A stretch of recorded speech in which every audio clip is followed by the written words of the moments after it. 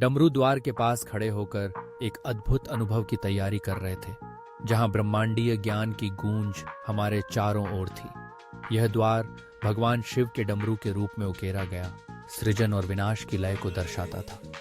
जैसे ही हम इसके पास पहुंचे, एक गहरी ध्वनि ने हमें अपने अस्तित्व की गहराइयों में खींच लिया। डमरू की गूंज एक नीची स्पंदित गुंजन के साथ हमारे भीतर की तरंगों को जागृत कर रही थी। गीता का दूसरा अध्याय, मैंने घोषणा की। यह एक ऐसा क्षण था जब ज्ञान की गहराइयों में गोता लगाने का समय था। एक झिलमिलाते पोर्टल ने हमें अपने भीतर समेट लिया और हम एक शांत आश्रम में पहुंच गए, जहां कृष्ण और अर्जुन का संवाद चल रहा था। यह दृश्य कुरुक्षेत्र के युद्ध के मैदान की अराजकता से दूर शांति और ज्ञान का एक स्थान था। कृष्ण का चेहरा ज्ञान और करुणा से भरा हुआ था।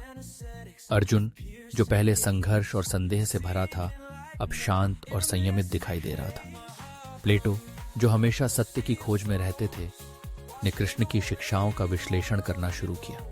उन्होंने आत्मा की अमरता और प्लेटो के रूपों के सिद्धांत के बीच समानताएं खींचते हुए कहा, आत्मा अमर और अपरिवर्तनीय होने के कारण भौतिक शरीर की सीमाओं को पार करती है। उनके शब्दों ने आश्रम में गूंजते हुए सभी को एक गहरी सोच में डाल दिया। सुकरात ने अपनी विशिष्ट पद्धति का उपयोग करते हुए अर्जुन को विचारोत्तेजक प्रश्नों में उलझा दिया। ज्ञान का सच्चा स्वरूप क्या है अर्जुन? उन्होंने पूछा।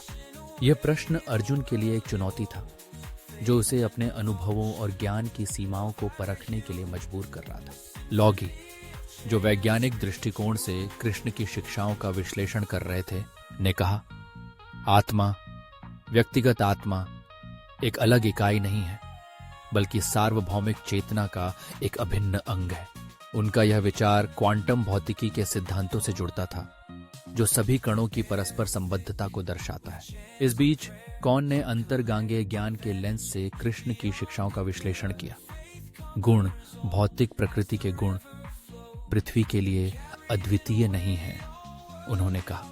उनका यह दृष्टिकोण ब्रह्मांड की गहराइयों में फैले सिद्धांतों को उजागर करता था, जो विभिन्न सभ्यताओं के भाग्य को आकार देते थे। जैसे जैसे कृष्ण ने अपने ज्ञान का प्रवचन जारी रखा, हम सभी ने अपने अद्वितीय दृष्टिकोणों को साझा किया। हमने आत्मा की प्रकृति, संवेदी धारणा की सीमाओं, समता के महत्व और मुक्ति के मार्ग पर गहन चर्चा की।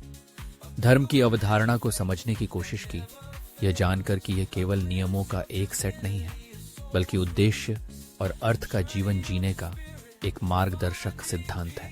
डमरू की लय, जो पृष्ठभूमि में एक निरंतर उपस्थिति थी, हमारे विचारों के ताने बाने में अपना रास्ता बुनती हुई प्रतीत हो रही थी। यह एक अनुस्मारक था कि ब्रह्मांड सृजन और विनाश की एक सिम्फनी है, परिवर्तन और परिवर्तन का एक निरंतर नृत्य है।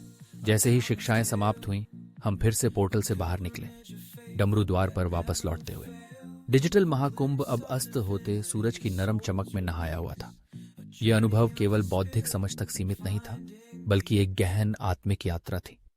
हमने गीता के ज्ञान को अपने सामने प्रकट होते देखा, आश्रम की शांति का अनुभव किया और सभी चीजों की परस्पर संबद्धता की गहरी समझ प्राप्त की। डमरू अभी भी अपनी ब्रह्मांडीय गुंजन के साथ गूंज रहा था, शांति और संतोष का आभा बिखेरता हुआ प्रतीत हो रहा था।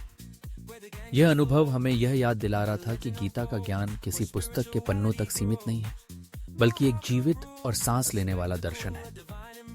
यह समय, स्थान और डिजिटल क्षेत्रों को पार करते हुए आत्मखोज की यात्रा की निरंतरता का प्रतीक है। इस प्रकार डमरू द्वार के माध्यम से हमने न केवल ज्ञान की गहराई में गोता लगाया, बल्कि अपने अस्तित्व के अर्थ की खोज में भी एक नया दृष्टिकोण प्राप्त किया।